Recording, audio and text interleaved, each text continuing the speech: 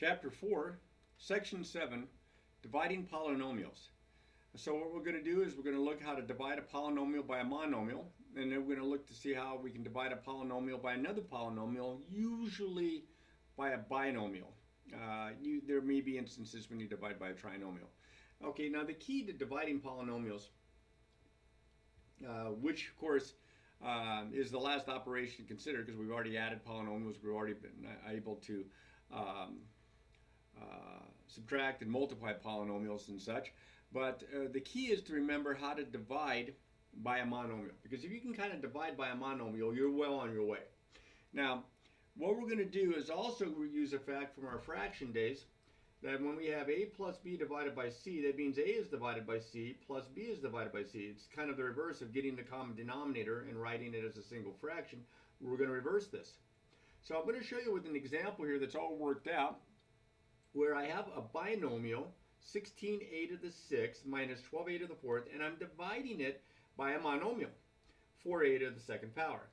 So I'm going to write it like a fraction. This is the numerator, this would be the denominator. Here it is right here. And then I'm going to use this property, and I'm going to divide the denominator into both terms of the numerator, because there's two terms separated by the subtraction sign, and notice where the subtraction sign goes in the middle of the two quotients here. So I take the 16a to the 6th divided by 4a to the 2nd.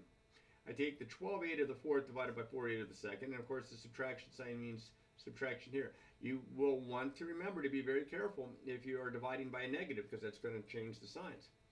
Once I have it written this way, as I showed you in the first part of this chapter, using the rules of exponents, we can go ahead and simplify each one of these. Just like a fraction, we can divide 4 into 4 one time, 4 into 16 4 times. I have 6 factors of a on top. I have 2 factors of a on the bottom. I can cancel these 2 factors of a. With 2 out of the 6, 6 minus 2 leaves 4 factors of a. And I end up with 4a to the 4th over 1, which is 4a to the 4th. Minus, minus, and then I do this monomial divided by monomial. 4 goes in the 4 once, 4 goes in the 12 3 times. I have 4 factors of a on top, 2 factors of a on the bottom. These 2 factors of a cancel with 2 of these. There were 4. 4 minus 2 leaves 2 factors of a, and I end up with 3a squared over 1, which is 3a squared. So it's not so bad when you're dividing by a monomial. You just break it apart into 2 or 3 or however many possible quotients of a monomial divided by a monomial. Keep track of your signs, and then use your properties of exponents as well as simplifying fractions. All right, next guy up. This one's also got all the steps here shown. It says here that I have 36 x to the 5th plus 24x to the 4th minus 12x to the 3rd divided by 6x to the 4th. Now again, I have a trinomial divided by a monomial, so I take each one of these terms in the trinomial and divide it by the monomial. So notice here, can you see this? Oh, yes, you can. 36x to the 5th divided by the 6x to the 4th plus the middle term, 24x to the 4th divided by 6x to the 4th minus, and then the 12x to the 3rd divided by the 6x to the 4th. All right, so now I simplify each one of these one at a time. I've already kind of shown the steps, but 6 into 6 once, 6 in 6 times. 4 factors of x cancel out with 4 out of the 5 here, leaves 1 factor of x, or just x. So I have 6x over 1, 6x. Plus sign, plus sign. Now in this case, 6 goes into 6 once, 6 goes into 24 4 times. These 4 factors of x on the bottom cancel with the 4 factors of x on the top, leaving a factor of 1. So it's 4 times 1 over 1, which is 4. Minus. This one's a little different than the first example, because notice here, even though the 6 cancels with a 6 out of the 12 leaving a 2, not all of the x to the 4th cancels out. I can only cancel these 3 factors of x with 3 of these 4 factors leaving 1 factor. So I end up with something in the denominator other than just 1. I have 2 times 1 over 1 times x. I have 2 over x. So that's a little different in that in this case you ended up with a polynomial. In this case you don't end up with a polynomial because you can't have an x in the denominator if it's a polynomial. Now, don't forget, even though you may not want to do this, you can check your work. If you take your answer that you have, like this answer here or this answer here, and you multiply through, distribute by the divisor, you should get right back to the original dividend, what you divided into. If you don't, then you've made a mistake either in the check or in the original division or both. But it's a good way to check your work, especially if there's a lot of signs. Keep track of your signs that way. So like in this example, here's my quotient and here's my divisor. I multiply my divisor times my quotient to see if I get the dividend, the original numerator. Okay? So 6x to the 4th times 6x, well 6 times 6 is 36. X to the 4th times x to the 1st is x to the 5th. 6x to the 4th, plus sign here. 6x to the 4th times 4, 6 times 4 is 24x to the 4th. Minus. 6x to the 4th times 2 over x, well one of the x's cancels.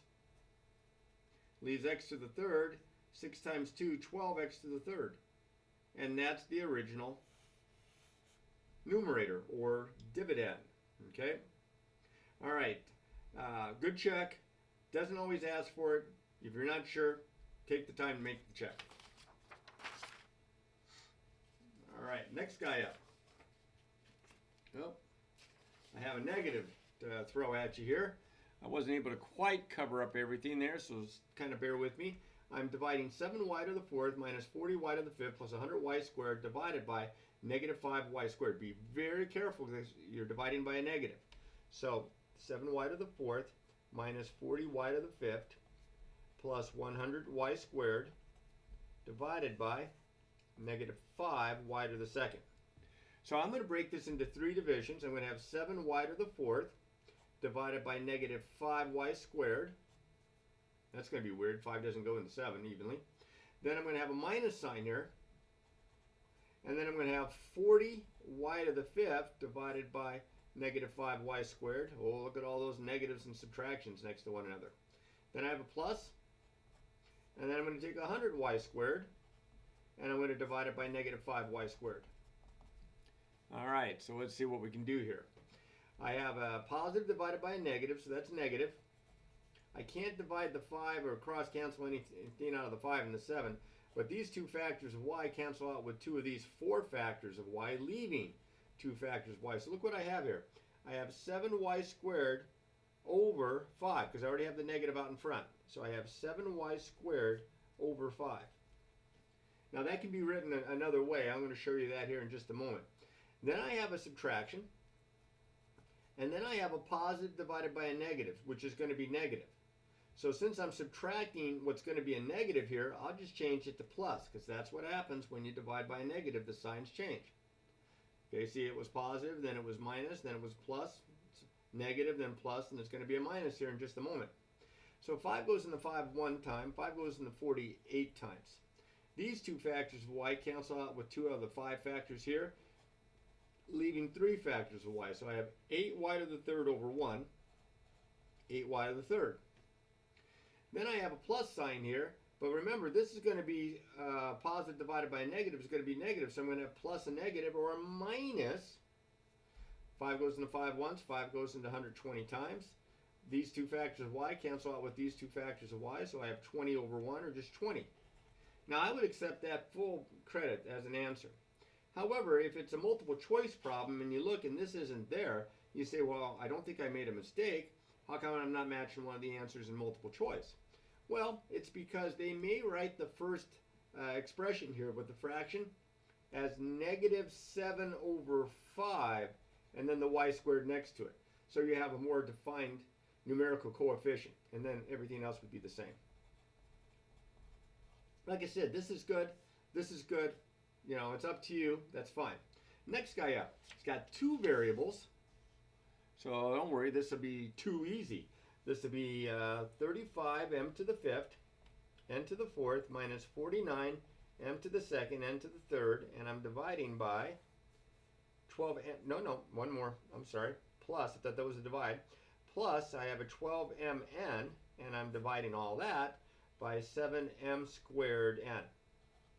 So again, just like in the last example, I have 3 divisions. I have, now notice I'm dividing by a positive, so I don't have to really worry about my signs quite so much.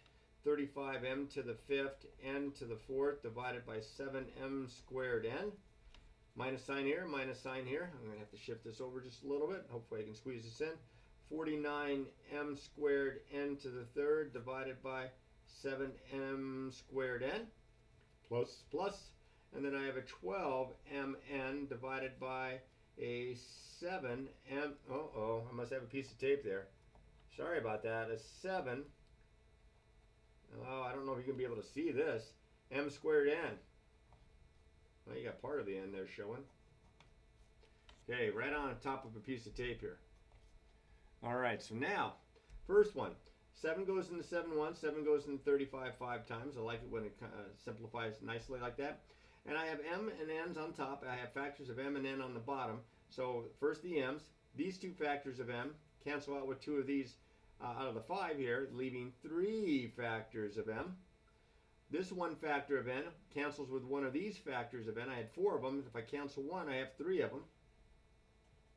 So I have 5 m to the third n to the third all over 1, or 5 m to the third n to the third. Minus, minus. Okay, next guy up. 7 goes in 1, 7 goes in 7. These two factors of m cancel with these two factors of m, so there are no m's left, top or bottom. This one factor of n cancels with one of these. There were 3, so that would leave 2. So I have 7 times 1 times n squared all over 1. That's 7n squared. Plus, plus. And kind of like a problem that we had just a moment ago where we end up with a fraction. 7 doesn't divide into 12 evenly, so I'm not going to try to write it as a mixed number or anything. But I am going to write the 12 and the 7. I'm going to leave them the same. That's going to be part of my fraction. Now I can simplify a little bit. I have 1 factor of m here, and I have 2 here, so I can cancel one of the 2, and that leaves, that piece of tape was just too big. That leaves 1 factor of m. Now the n's cancel, top and bottom. So I have 12 times 1 times 1 over 7 times m times 1. I have 12 over 7m. Or as I mentioned before, if you wanted to, you could write this as 5m to the third, n to the third, minus 7n squared, and then this part here, you could write this. Now notice that the variable is not in the numerator this time, it's in the denominator. So if you try to write it as a fraction here, how are you going to put that in the denominator? You are not. I almost jumped the gun there. I thought it was going to simplify. I forgot that the variable was in the denominator. That is pretty much how you're going to have to write it. Now if the variable was up top, then I could write 12 over 7 times m, but it's not. It's in the bottom. So I jumped the gun there. Sorry about that. Now, we're going to try dividing by something other than a monomial. Now, what we're going to do is we're going to kind of use something that the book calls long division. Now, you learn long division probably after you learn your times table. So I'm guessing maybe 4th, 5th grade. And the long division steps are very similar to the steps that we use when we divide a polynomial by another polynomial. And I'm going to hopefully show you with this example that I have here exactly what I mean. Like here, if I was going to take 6,696 and divide it by 27, this would go on the outside, this would go on the inside. Well, here I'm dividing this 4-term polynomial by this binomial, so this goes on the outside, this goes on the inside. Now, your next step would be to try to divide 27 into 6. Well, it's not going to go into 6. And then you're going to try to divide 27 into 66. Well, what you would do there is you'd say, what times 27 gives me either 66 or just a little bit under 66? Well, it'd be times 2. So you'd put the 2 on top, right? Multiply it times the divisor, put it underneath, be ready to subtract. Kind of like this. You look at this, what you're dividing into, and you look at the first term or what you're dividing by, and you say to yourself, what times 2x gives me 8x to the third? Well, 2x times 4x squared gives me 8x to the third. So I am going to put a 4x squared right above this term, so I have my like terms lined up. So notice where the 4x squared goes here, because the 4x squared is what I would multiply times 2x to get 8x to the third. I know there's a lot of things to keep track of here, but you just have to kind of bear with me or rewind it and then listen to me again. What times 2x gives me 8x to the third? Well, it'd be a 4x squared. Or you could just kind of divide it like a monomial but divided by a monomial. That's what's going to go up here. Now I didn't put it above the first term. I like to keep my like terms lined up But then, just like with the 2 went up there, I multiplied and stacked underneath. I multiply this times my divisor, the whole divisor, and I stack underneath. And then that's when you would subtract. You would subtract here the 54 from the 66. You'd get a 12 and then bring down the 9. Well, I would subtract here. Now, I'll tell you, I do not like subtracting vertically. Okay? I would prefer to add vertically, but this is a subtraction step. So what I do is I add the opposite. See, this is a positive 8x to the third plus 12x squared. I change the signs, and then I add straight down. These cancel because those are opposites. A negative 4x squared and a negative 12x squared is a negative 16x squared. And I bring down the next term. I start the whole thing all over again. All right. It says here, change the signs of the second and then add. Oh, I went ahead and actually did that. I didn't realize they had that down. Good for them. Usually they don't put that step down. And I follow this procedure all the way through till I get to the end. All right. So let's try one. First, we'll try one and look at the steps together, and then we'll try one where we actually work out the steps. I'm going to divide 4x squared plus x minus 18 by x minus 2. This is my dividend. This is my divisor. The divisor goes on the outside. The dividend goes on the inside. What times x gives me 4x squared? Well, that would be 4x. So I put the 4x above this term, so my like terms are lined up, and then I multiply the 4x times the x minus 2 and stack it underneath. Then I get ready to subtract, but again, I don't like subtracting, I like adding the opposite, so I change the signs and I add straight down. See how I change the signs here? These cancel, 1x and 8x is 9x, and then I bring down the minus 18. Keep the sign with it. And then I start all over again. What times x gives me 9x? Well, that'd be 9. So I put a positive or plus 9 here above my constant term, and then I've got to multiply. Well, I'm running out of room here on this one, so I multiply 9 times the x minus 2, and I get 9 times the x minus 2, and I get 9x minus 18. So here again, I change the signs and add, because I like to add the opposite rather than try to subtract. So this becomes a negative, this becomes a plus, and when I add, those cancel. My remainder is 0. Now you know you're done dividing for a couple reasons.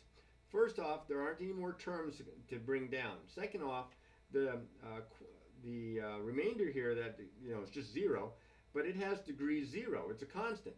When the degree of what's left is smaller than the degree of what you're dividing by, you are done dividing. Now, if I did have a remainder like 5, then I would have to write my remainder as a fraction, and I'll show you that in an example as well. Okay? Now, this is not difficult. It's just different. And if you don't practice this, you're going to have trouble with this. Now, there is a check. You could take your quotient, multiply it times your divisor, and see if you get the dividend. This was a plus x here. So if I multiply by using FOIL, 9x or 4x plus 9 times x minus 2, son of a gun, I get the dividend. If you don't get the dividend, there's a mistake. Go back and check. All right? Now, let's try a couple. 2x to the third plus 5x plus x squared plus 13 divided by 2x plus 3. You may have noticed something a little different in this problem. These two terms are in reverse order. I like to have my dividend and my divisor in descending order. So I'm going to think of this as 2x to the third plus x squared plus 5x plus 13, and I'm going to divide it by 2x plus 3. I think I'm going to get a remainder other than 0 this time. Well, let's see. The divisor on the outside, dividend on the inside. Nice and neat and set up. I have all my terms. I don't need any placeholders. But I had to make sure it was in descending order. What times 2x gives me 2x to the third? Well, that would be x squared. X squared times 2x would give me 2x to the third. So x squared goes here. And then I multiply. That's going to give me 2x to the third plus 3x squared. Now I'm going to subtract, but I think it's subtraction, so I'm going to change it to adding the opposite. So I change the signs here, and I add straight down. These cancel. A 1x squared and a negative 3x squared gives me a negative 2x squared. Bring down the next term. Start it all over again. Okay? What times 2x gives me negative 2x squared? Well, it'd have to be a negative 1x, or just a minus x. Negative 1x times 2x is negative 2x squared. Negative 1x times plus 3 is a minus 3x. So this is where I would subtract, but I think it's subtraction, so I'm going to change it to adding the opposite. So these both become plus and positive kind of signs. These cancel out, and I have 8x. Bring down the plus 13. What times 2x gives me 8x? See, this is degree 1, this is degree 1. I can continue to divide. What times 2x gives me 8x? That'd be 4, a positive. So plus 4, see how it's lined up with my constant terms. 4 times 2x is 8x. 4 times 3 is 12. And then I subtract, but I don't like to subtract. I prefer to add the opposite. So negative, negative here. These cancel, and I get a positive 1. That's my remainder. Now, we're not going to write, comma R1. We're going to write our remainder as a fraction.